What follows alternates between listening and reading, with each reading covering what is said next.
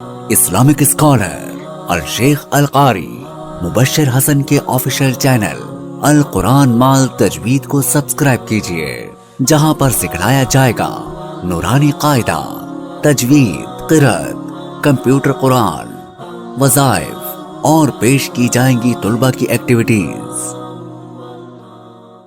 لحضرت الجلالہ والنعت لخاتم الرسالہ، اما بعد فاعوذ باللہ من الشیطان الرجیم، بسم اللہ الرحمن الرحیم۔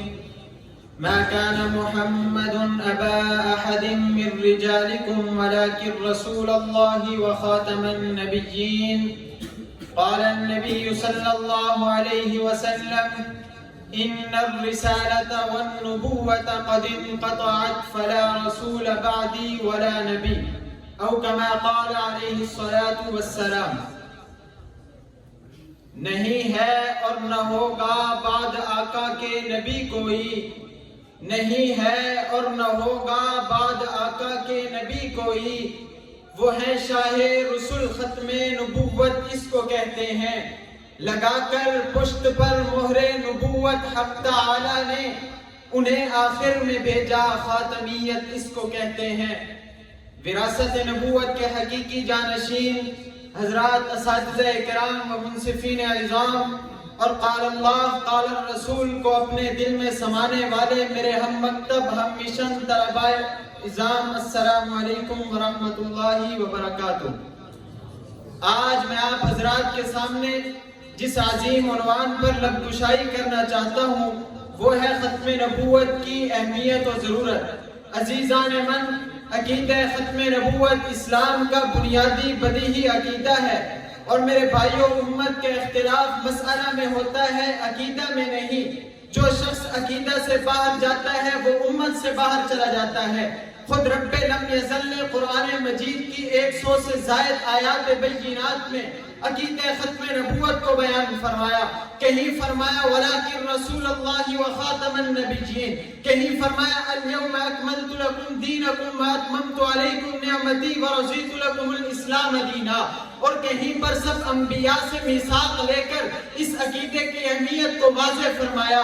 خود نبی کریم خاتم النبیین والمرسلین صلی اللہ علیہ وسلم نے اپنی امت سے خطاب کر کے فرمایا: ان الرسالۃ والنبوۃ قد انقطعت فلا رسول بعدی ولا نبی۔ حضرت علی سے مخاطب ہو کر فرمایا: انت منی بمنزلۃ ہارون من موسیٰ الا انہ لا نبی بعدی۔ حضرت عمر جرار کی خداداد صلاحیتوں اور ان کے اخلاص کو دیکھ کر فرمایا: لو کان بعدی نبی لکان عمر۔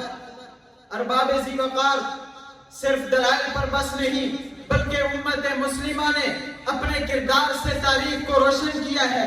چنانچہ جب میں تاریخ کے اوراق کو پلٹتا ہوں تو مجھے صنعا کی وادیوں میں فیروز دہلوی جھوٹے مدعی نبوت اسود انسی کا قلعہ کما کرتے نظر آتے ہیں۔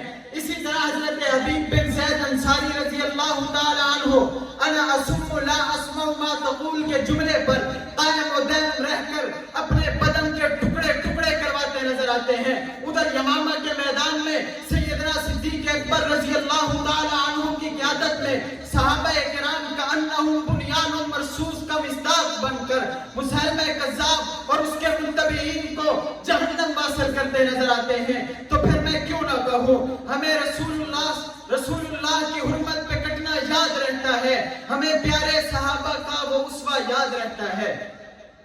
سامعین گرامی، پھر ایک زمانہ آیا جس میں ایک تانا آیا، یہ ملعون کائنات دجل و کذب کی چوٹیوں پر کھڑا امت مسلمہ کے ایمان پر شکوک و شبہات کے کنکر پھینک کر ان کے نظریات کو زخمی کر رہا تھا، اور پھر اپنے دعوی باطلہ کا جیلی مرہم لگانے ہی لگا تھا کہ علماء اٹھے۔ انہوں نے دجل کی فلک پوشی کو پہاڑوں کی چوٹیوں سے اتار کر زمین پر ایسے پٹخ مارا کہ قادیانیت کو پوری کائنات کے سامنے محل عبرت بنا چھوڑا۔